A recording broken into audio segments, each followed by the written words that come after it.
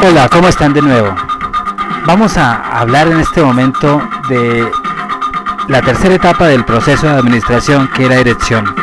Pero antes, recuerda que tú estás en mí, yo estoy en ti, por lo tanto no necesitamos. Juan Guillermo Guerrero Méndez, 320-370-0091.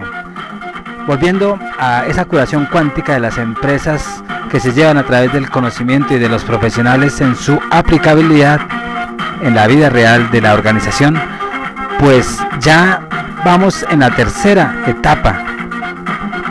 Primero planeamos, después organizamos y ahora vamos a dirigir. Pero ¿qué podríamos decir de esta etapa del proceso? Vamos a ver.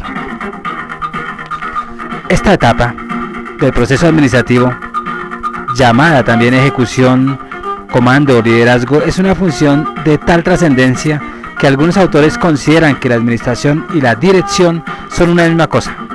Esto es en gran parte debido a que dirigir es cuando se ejercen más representaciones las funciones administrativas, de manera que todos los dirigentes pueden considerarla administradores.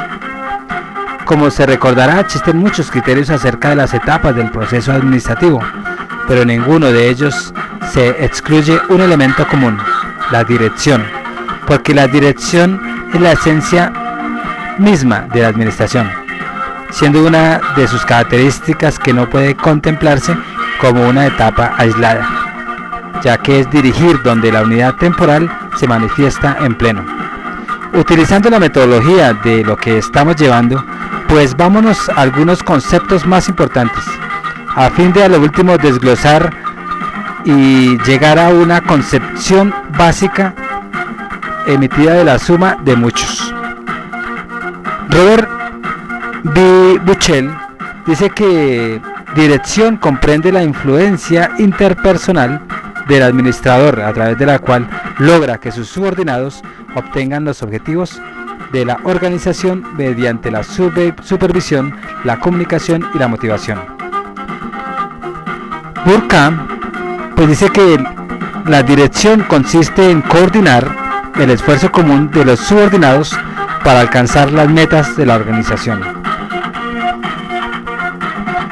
Y por último, pues tengamos en cuenta a Joel J. Lerner y a H.A. Baker. Dice que la dirección consiste en dirigir operaciones mediante la cooperación del esfuerzo de los subordinados para obtener altos niveles de productividad mediante la motivación y la supervisión. ¿Cuáles serían los elementos del concepto claves? Si observamos la anterior o todas esas definiciones que dijimos, es posible determinar sus componentes comunes. Primero, pues la ejecución de los planes de acuerdo con la estructura organizacional. Segundo, la motivación. Tercero, guía o conducción de los esfuerzos de los subordinados. Cuarto, comunicación. Quinto, supervisión. Sexto, alcanzar las metas de la organización. Teniendo en cuenta estas bases anteriores, que son elementos posibles, podríamos definir ahora sí qué es dirección.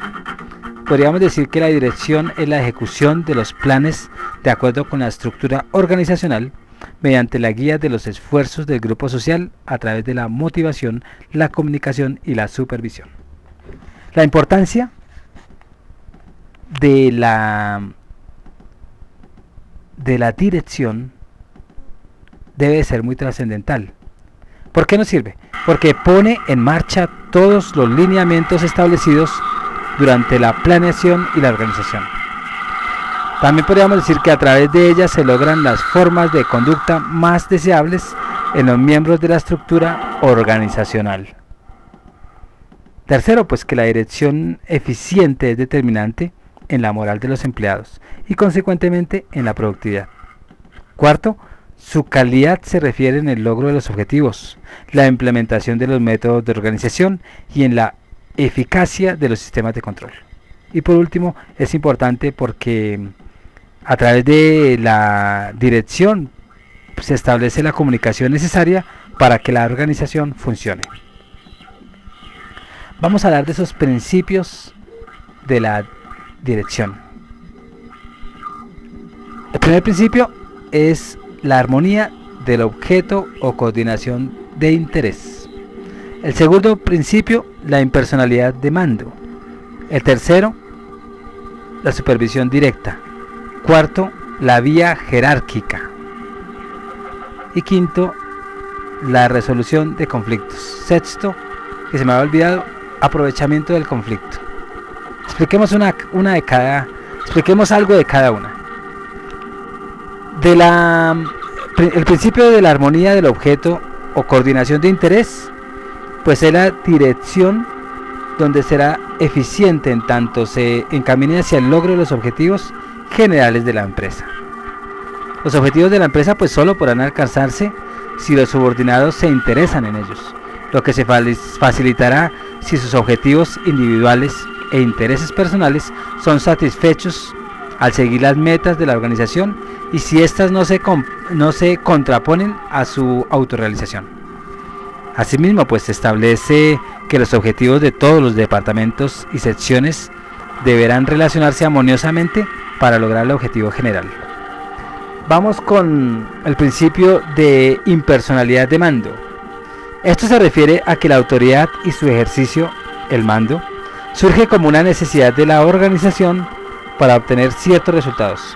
Por esto, tanto los subordinados como los jefes deben de estar conscientes de que la autoridad que emana de los dirigentes surge como un requerimiento para lograr los objetivos y no de su voluntad personal o arbitrio. También puntualiza la importancia de impersonalizar las órdenes y de no involucrar situaciones personales ni abusar de la autoridad, ya que lo anterior ocasiona conflictos y baja moral. El tercer principio, que es la supervisión directa, se refiere al rayo y comunicación que debe proporcionar el dirigente a sus subordinados durante la ejecución de los planes, de tal manera que estos se realicen con mayor facilidad. El cuarto principio, que es la vía jerárquica, postula la importancia de respetar los canales de comunicación establecidos por la organización formal, de tal manera que el eminente o que más bien emitirse como orden sea transmitida a través de los niveles jerárquicos correspondientes a fin de evitar conflictos, fugas de responsabilidad, debilitamiento y autoridad de los supervisores inmediatos, así como pérdidas de tiempo.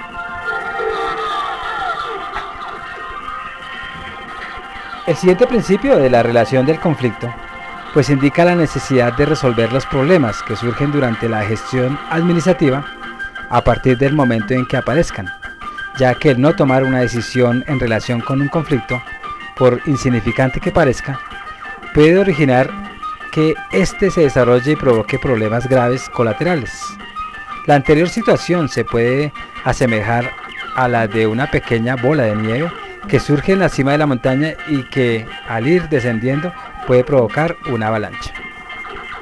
El sexto principio, que es el aprovechamiento del conflicto, porque el conflicto es un problema u obstáculo que se antepone al logro de las metas de la organización, pero que al obligar a la administración a pensar en soluciones para el mismo, ofrece la posibilidad de visualizar nuevas estrategias y emprender diversas alternativas. Los conflictos no son más que pequeños focos que alumbran en rojo o que surgen en la vida normal de cualquier empresa y propician indicios de que algo está funcionando mal. Este principio aconseja el análisis de los conflictos y su aprovechamiento mediante el establecimiento de opciones distintas a las que aparentemente pueden existir. Las etapas de dirección, pues es difícil establecer esa secuencia de las etapas de dirección, ya que sean muy de acuerdo a muchas circunstancias, porque pueden ser conflictos personales que intervienen en la empresa, o conflictos de preocupación, o conflictos que engatusan, digámoslo así, o conflictos inherentes. Entonces esos conflictos nos deben de llevar a una toma de decisión, y una toma de decisión es la elección de un curso de acción entre varias alternativas. Entonces la responsabilidad más importante del administrador es la toma de decisión, o del gerente, ¿no? Con frecuencia se dice que las decisiones son algo así como el motor de los negocios, y en efecto de la adecuada selección de alternativas depende en gran parte del éxito de cualquier organización. Entonces estas etapas forman parte de la dirección porque constituyen una función que es inherente a los gerentes, aunque resulta obvio mencionar que a lo largo de todas las etapas del proceso administrativo se toman decisiones y que algunos autores la consideran en la etapa de planeación. Entonces inicialmente al tomar decisiones era algo aleatorio o fortuito, pero su importancia es tal que para tomar decisiones en los altos niveles pues se han desarrollado numerosas técnicas, fundamentalmente a base de las herramientas matemáticas y de investigación de operaciones. Una dirección puede variar en trascendencia y connotación. Por ejemplo, la implantación de servicios de comedor no tiene la misma importancia que el lanzamiento de un producto nuevo al mercado. Sea cual fuere su implicación, al tomar decisión es necesario definir el problema, analizar el problema, evaluar las alternativas, elegir alternativas también, aplicar la decisión en sí de acuerdo al contexto, a la problemática y a los que la componen o a los que hacen que el problema exista, y a la toma de decisiones para disolver ese problema y para convertirlo en una oportunidad para hacer mejor la empresa. En cuanto a la definición del problema, pues podríamos tomar una decisión. Y es básico definir perfectamente cuál es el problema que hay que resolver y no confundirlo con los colaterales. En esta etapa pues es posible auxiliar de diversas fuentes de información, así como de la observación. Cuando vamos a analizar el problema, una vez determinado el problema, es necesario desglosar sus componentes, así como los componentes del sistema en que se desarrollan, a fin de poder determinar posibles alternativas de solución.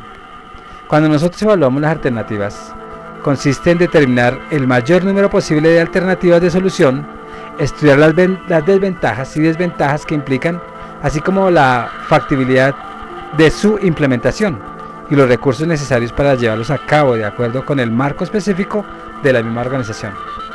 La evaluación se lleva a cabo a través de análisis de factores tangibles o intangibles, análisis marginales y análisis costo-efectividad.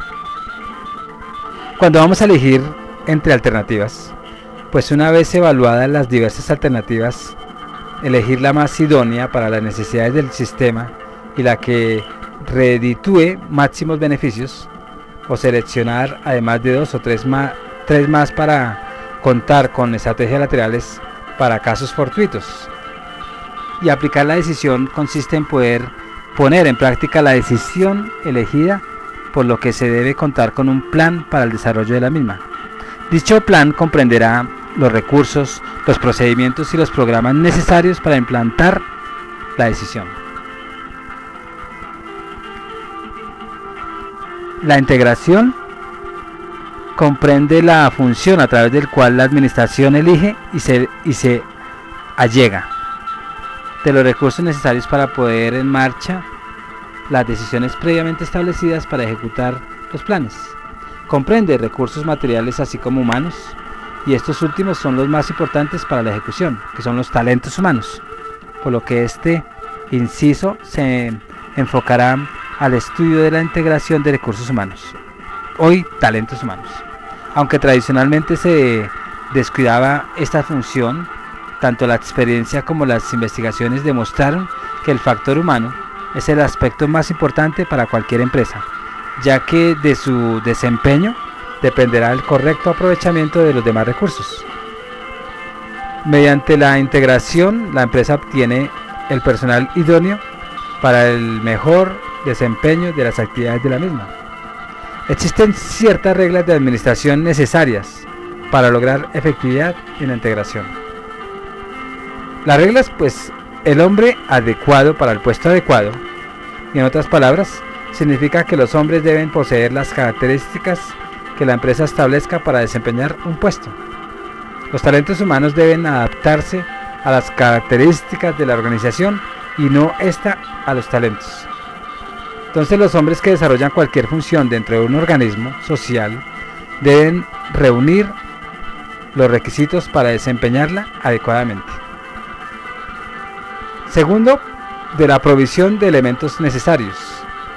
La dirección debe estar consciente de los elementos que los puestos requieren para la eficiente realización del trabajo. A cada miembro de la empresa debe proporcionársele los elementos necesarios para hacer frente eficiente a las necesidades de su puesto. Tercero, de la importancia de la introducción adecuada.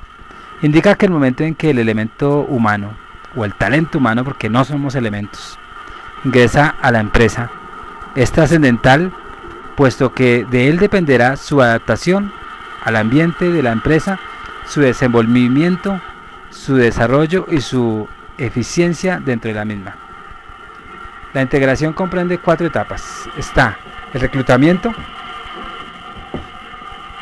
la selección, la introducción o inducción y la capacitación y desarrollo. El reclutamiento es la obtención de los candidatos para ocupar los puestos de la empresa. La selección, mediante la utilización de ciertas técnicas, elegir entre los diversos candidatos el más idóneo para el puesto, de acuerdo con los requerimientos del mismo. La introducción o inducción, que es articular o armonizar adecuadamente el nuevo elemento, el nuevo talento, con los objetivos de la empresa y con el ambiente organizacional. Y la capacitación y desarrollo, que es lograr el desenvolvimiento e incremento de las capacidades del personal para lograr su máxima eficacia.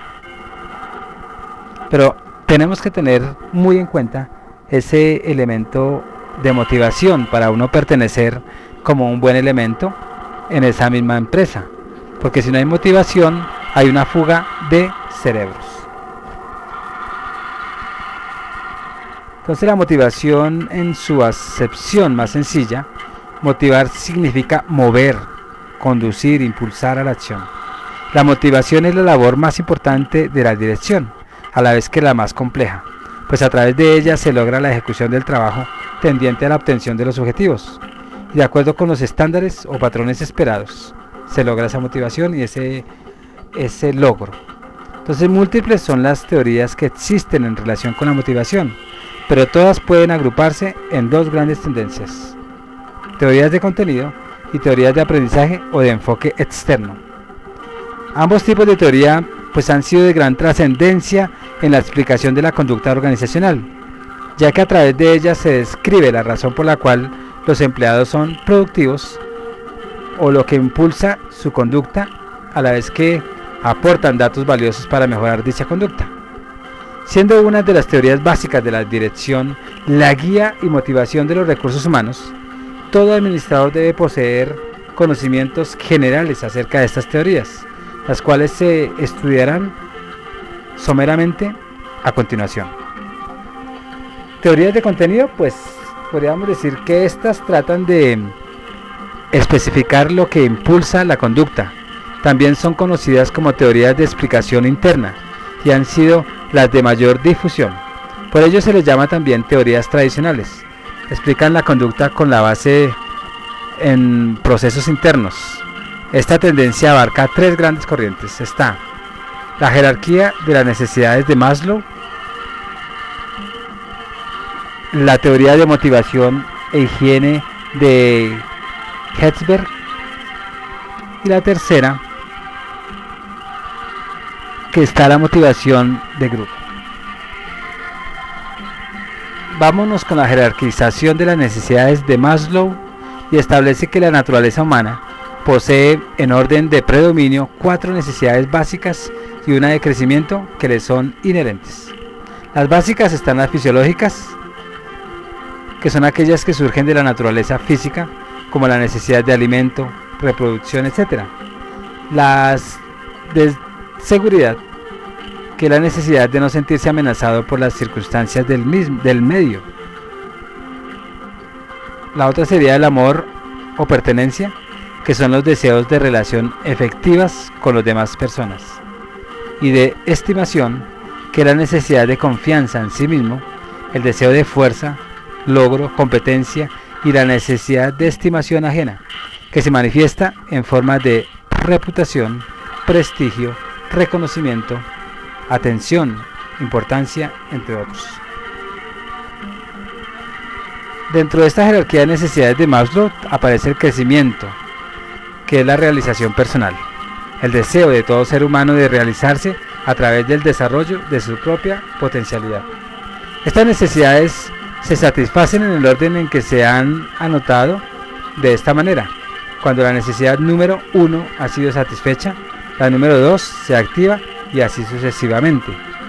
Cuando las personas han cubierto suficientemente sus 4 necesidades básicas, es cuando se sienten motivadas por la necesidad de crecimiento. Maslow representa gráficamente mediante su pirámide. Vámonos con la segunda, que es la teoría de motivación e higiene de Herzberg, y propone 2 niveles de necesidades, que están los factores de higiene o mantenimiento y las motivacionales, sí. Los factores de higiene a mantenimiento pues son aquellos que evitan la falta de satisfacción pero no motivan, tales como el tipo de administración vigente en la empresa, sus políticas, supervisión, salarios, etc. Y está la de los motivadores, que tienen que ver con pues las que incluyen realización, reconocimiento, responsabilidad y el trabajo mismo. El tercero, que tiene que ver con motivación de grupo, que son diversos autores que establecen para motivar a un grupo es necesario considerar ciertos factores como el espíritu de equipo, la identificación con los objetivos de la empresa, practicar la administración por participación, establecimientos de relaciones humanas adecuadas, eliminación de prácticas no motivadoras. Entonces las teorías de enfoque externo, llamadas también del aprendizaje o de la modificación de la conducta organizacional, parten del supuesto de que la conducta observable en las organizaciones, así como sus consecuencias, son la clave para explicar la motivación, porque relacionan los efectos que ejercen el ambiente sobre la conducta de los individuos. Mientras que en la teoría tradicional las causas de la conducta son hipotéticas, en la teoría externa los mecanismos ambientales y las conductas se pueden observar de tal manera que el individuo, la persona, pues pueden aprender que habrá ciertas consecuencias que seguirán a determinadas conductas.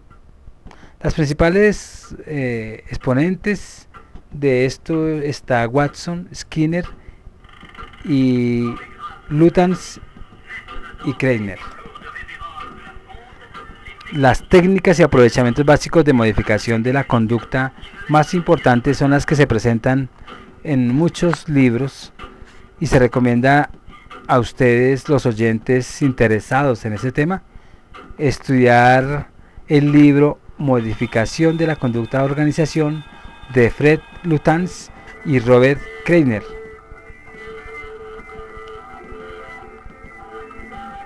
¿Qué podríamos decir de la comunicación? La comunicación es un aspecto clave en el proceso de la dirección.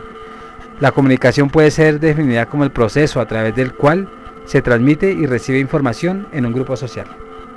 De tal manera, la comunicación es una empresa,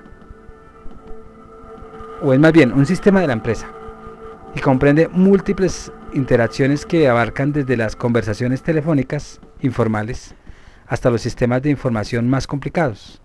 Su importancia es tal que algunos autores sostienen que es casi imposible determinar todos los canales que transmiten y reciben información en una organización. El ejecutivo, para poner en marcha sus planes, necesita sistemas de comunicación eficaces. Cualquier información desvirtúa y origina confusiones y errores, que disminuyen el rendimiento del grupo y que van a detrimento del logro de los objetivos. La comunicación consta de 3 elementos básicos. Está el emisor, es donde se origina la información. El transmisor, a través del cual fluye la comunicación. El receptor, que recibe y debe entender la información. Estos son los importantes, porque ahorita uno encuentra 10 elementos de la comunicación. Pero tengamos en cuenta este, que es el básico para una empresa mínima y para una empresa bien organizada. Entonces, cualquier mínima falla de esta red de comunicación implica la desvirtualización de la información. Con el fin de facilitar el entendimiento de la comunicación, se mencionará su clasificación más sencilla.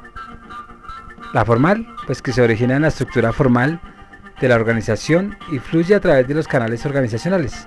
Ejemplo, la correspondencia, los instructivos, los manuales, órdenes, etc. Y la informal surge de los grupos informales de la organización y no sigue los canales formales, aunque se puede referir a la organización como los chismes, los comentarios, las opiniones, entre otros. Este tipo de comunicación es de gran importancia, ya que por su carácter no formal puede llegar a influir más que la comunicación formal e inclusive ir en contra de esta. Los gerentes o los jefes de área deben tratar de lograr que todos esos canales de comunicación formal se apoyen en las redes informales. Estos dos tipos de comunicación a su vez pueden ser vertical, horizontal, verbal, escrita.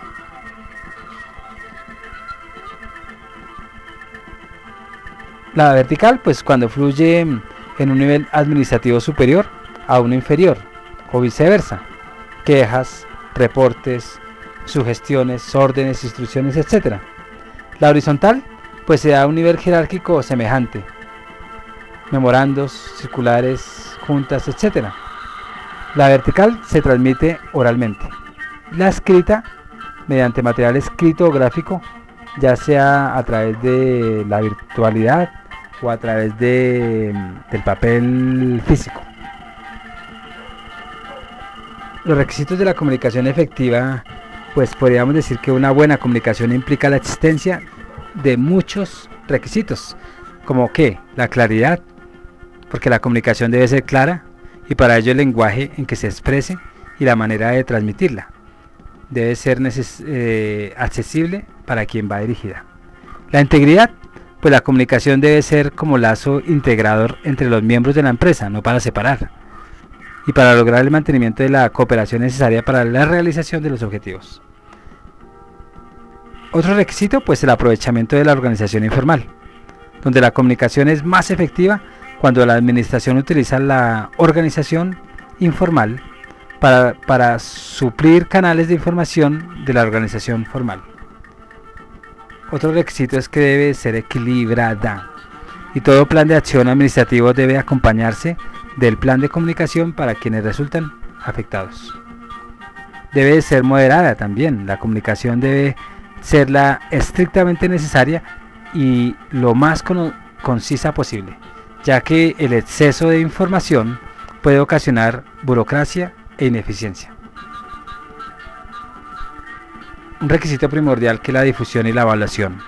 La difusión, preferiblemente toda la comunicación formal de la empresa, debe efectuarse por escrito y pasar solo a través de los canales estrictamente necesarios, evitando papeleo excesivo.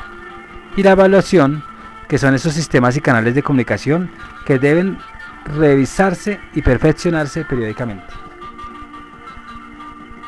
Entonces la autoridad, podríamos decir que es la facultad de que está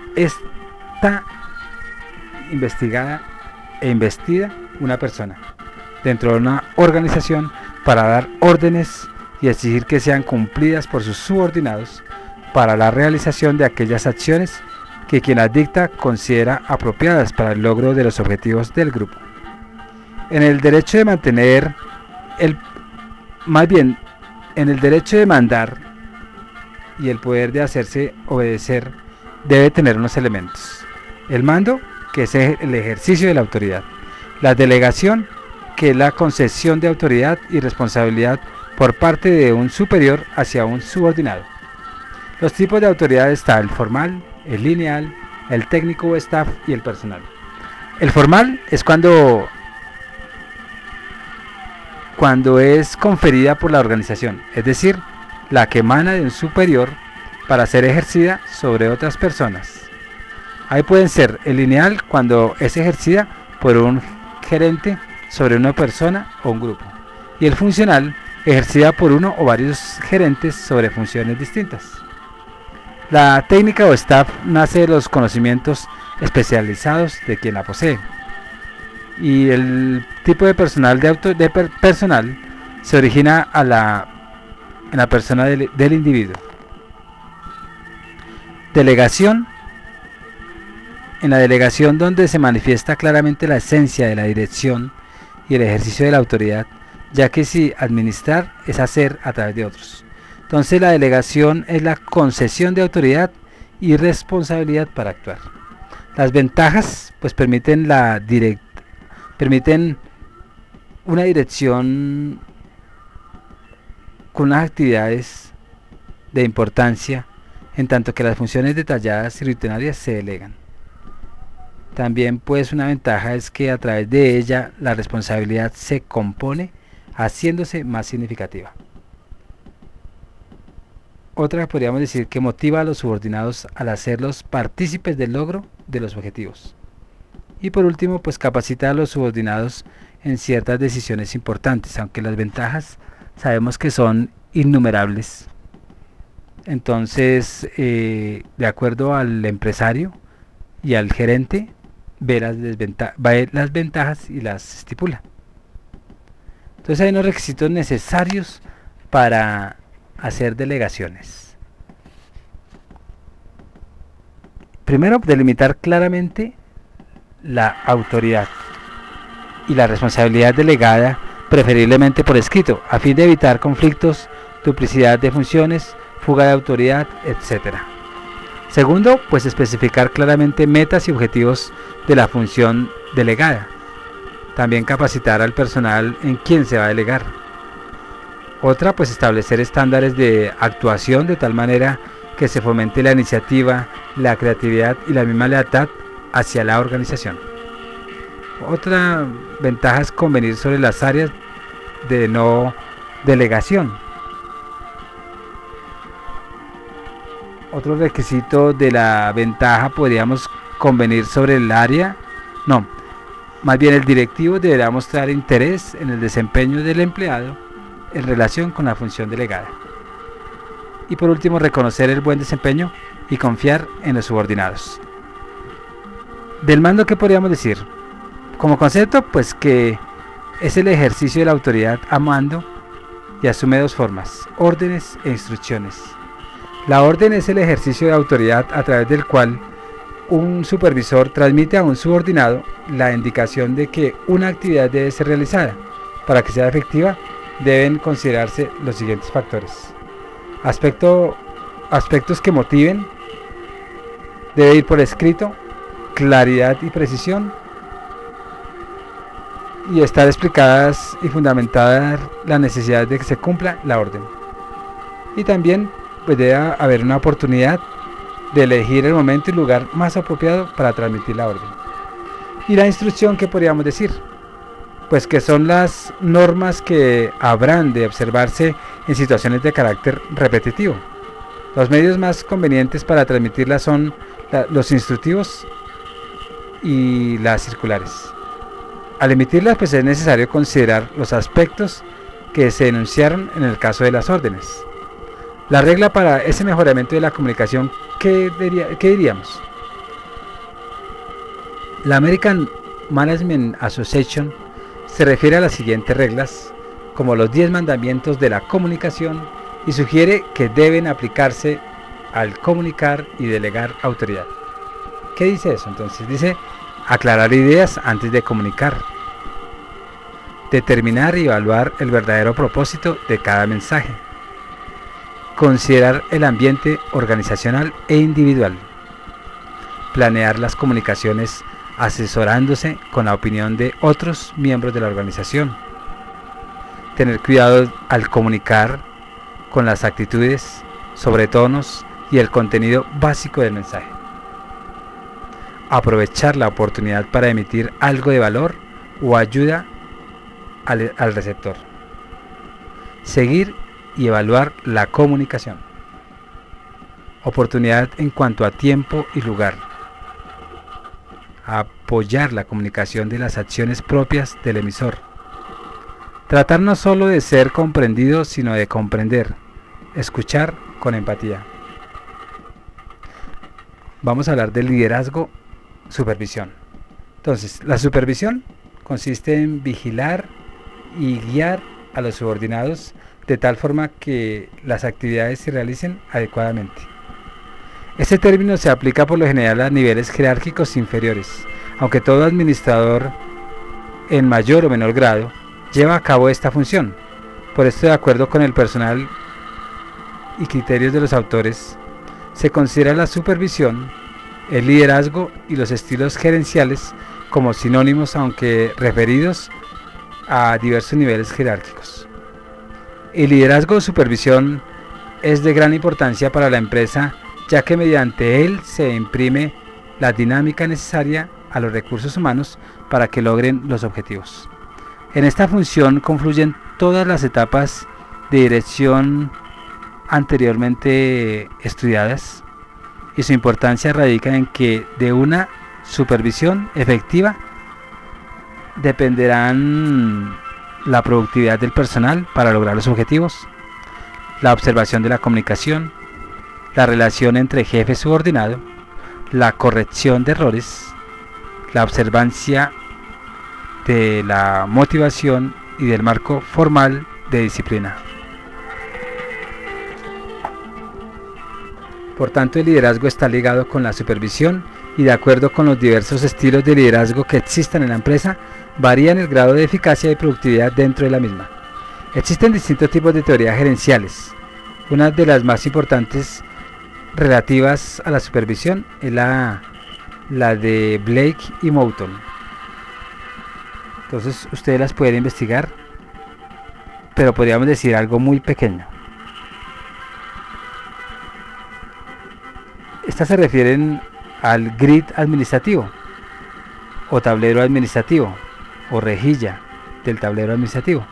Entonces, después de varios años de investigaciones, los autores han concluido en que existen hasta 81 estilos de supervisión, pero que básicamente existen 5, de cuyas combinaciones se originan todas las demás. Demuestran los estilos de gerencia en una gráfica en la que el eje horizontal constituye el interés hacia la producción y el eje vertical el interés hacia las personas.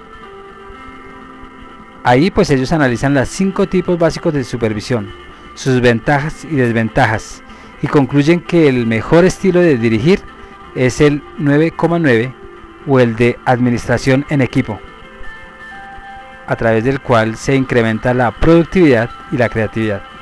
Y como